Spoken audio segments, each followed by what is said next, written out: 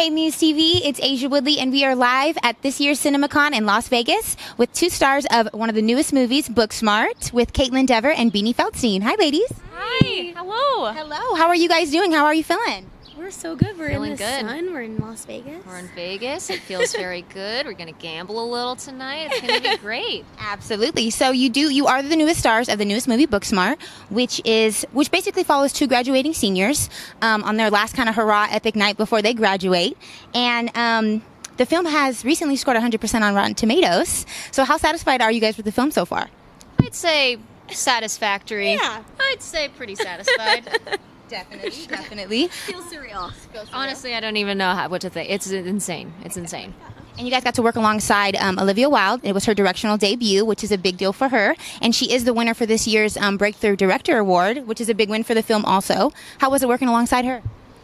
I think she's incredible. I think she, her roles in acting have been so, diverse and incredible. And now she's getting to work with her as a director for the first time is a pretty big deal. And I think she's so trusting and loving and fun, and made sure we were all having a good time while making this really fun movie, because I think the main thing that she wanted was this movie to have she wanted us to have fun while we were making it, because that's what movie making is supposed to be.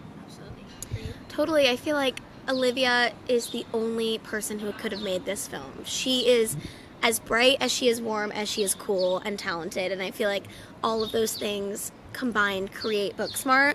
I think the film is so funny and so warm and so fun, but also it's cool. Like, it has this swagger to it that I feel like is so distinctly Liv, and I'm just so proud. Like, we're just so proud to be at in something that she is doing, that she created, and I feel like, it's just the beginning. I just can't wait to see what she does next. I know. Absolutely. And I did read that you guys filmed the entire movie in only 26 days. Was that difficult for you, or what were the challenges during that process?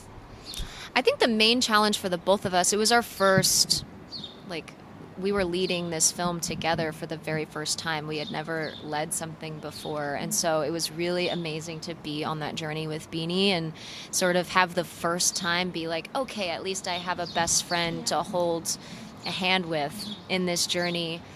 It didn't, and because of that, I feel like it took a lot of the pressure off of, because most of the scenes, I was worried. I was nervous about having so many lines to memorize daily, and I think it just made it so nice that I had Beanie with me, and it didn't really feel like hard work. 26 days, I didn't even know that. I didn't even know that that's how long we shot for, but it was great. I feel like we've both been so lucky that we've been a part of films that have been led by such incredible people. And for me, I think about Saoirse leading Lady Bird, and she set such a high standard in my mind for what that role looks like. It's not only are you the lead of the film, but you're setting a tone on set. You know what I mean? You have to bring a good vibe with you and bring generosity of spirit with you. And so the fact that Kaitlyn and I both knew what that looked like, because we had been lucky enough to work on so many amazing projects, and I worship Kaitlyn and her career. Is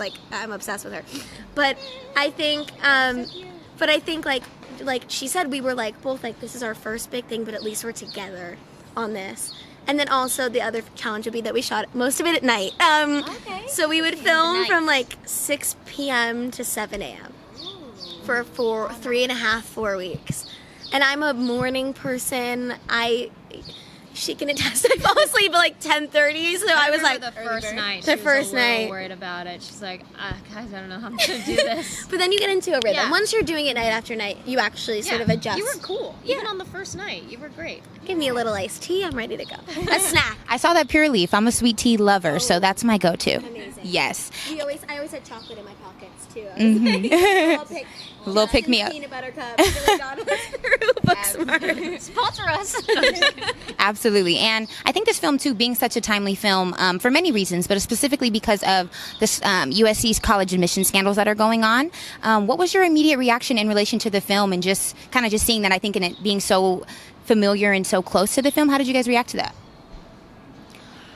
I went to a high school that really valued college and where you went and valued academics, and as you know, the Molly and Amy, our characters are such incredible, bright women that are going to these amazing schools. But as far as that goes, I just think I was a tour guide at my college for 4 years, and I would always say to the parents, your kid should be at the school that they're meant to be at, not the school that you think they're meant to be at.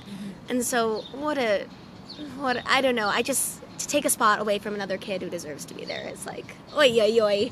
That's all I have to say about that. Ditto on that one, yeah. Exactly.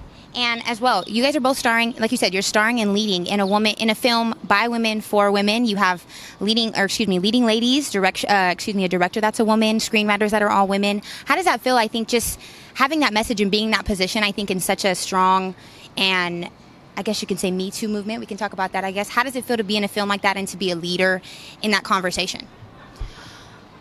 I mean, I think it's just, I just feel lucky to be a part of the conversation and not even really a leader. Just, I think it's all about teamwork and acceptance. And I think that there's so much diversity happening now in the industry. And I think it does feel really amazing to be a part of this group of people. And I think, Olivia is a woman and she is an incredible woman, and Katie Silberman is an incredible woman. But I think that they are first incredible.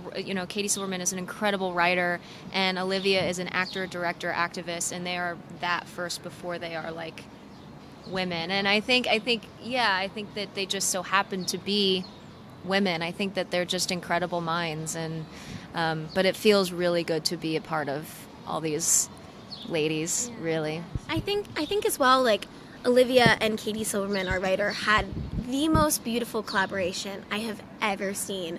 They are best friends, they are true collaborators, they worship every word that comes out of each other's mouths. And so the fact that we were creating this film about friendship and it was being led by this powerful female collaboration, it just could have been more perfect. Like, we would just look behind the monitor and there were like older Molly and Amy just like chatting away about what the film should be and celebrating each other. And I think our film really is a celebration of differences and what people bring to the table that's unique, and not judging people and loving people hard. And so it was led with that beautiful example.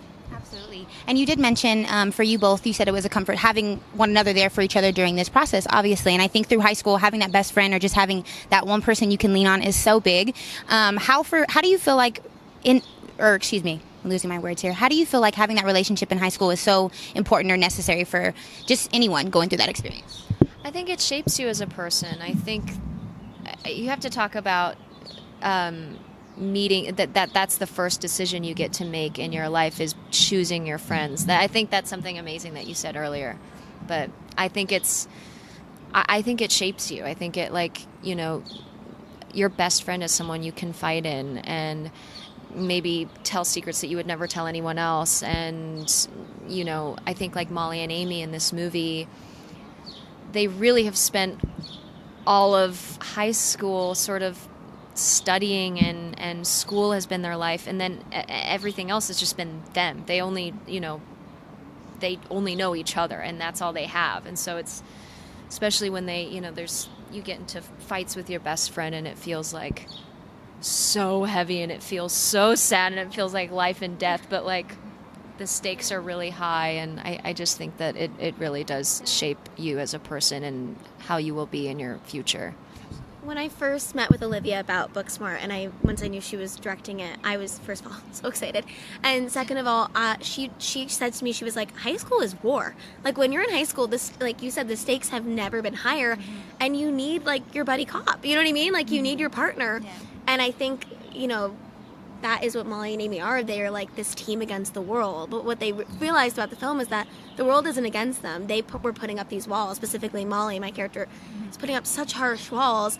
And she's the one that's doing a lot of judging, not the other way around. And so I think that's what I love so much about the film, is that is really the lesson of the film, is to not to judge one another and to celebrate each other and your friendship with each other. And beautiful. It's a beautiful friendship story at the end of it, yeah. That's awesome. Last question for you ladies. If you could go back to high school for just 24 hours, what would you do or change, and why?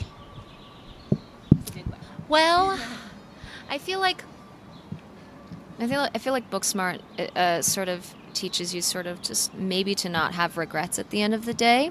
I don't know that I would change anything about my high school life. I would probably not wear as much black eyeliner as I did. I regret, yeah, that was like 15. I was wearing a lot of like caked black eyeliner that I wouldn't remove. So I'd leave it on for like a day or two to get that like messy, slept on look. Yeah. I'd probably refrain from doing that next time. What about you, B? Oh, my answer's so nerdy. Do That's it. good. Okay. Yeah, it's not it's something to be celebrated. I really like went through ups and downs with academics in high school, and I felt I went to such an amazing school that sometimes I felt inferior because the people are so smart that went to my high school. So I think I'd go back and try to have one day of really like owning that I love academics and that I am smart, and try to bring that into my high school persona. Stand in that power of your own academics. Absolutely. Well, thank you, ladies, so much for chatting with us, and we're so excited to see the film. Thank you. Thanks for having us. Hey, everyone. Thank you so much for following our coverage at this year's CinemaCon. Make sure to like, subscribe, and watch our videos here.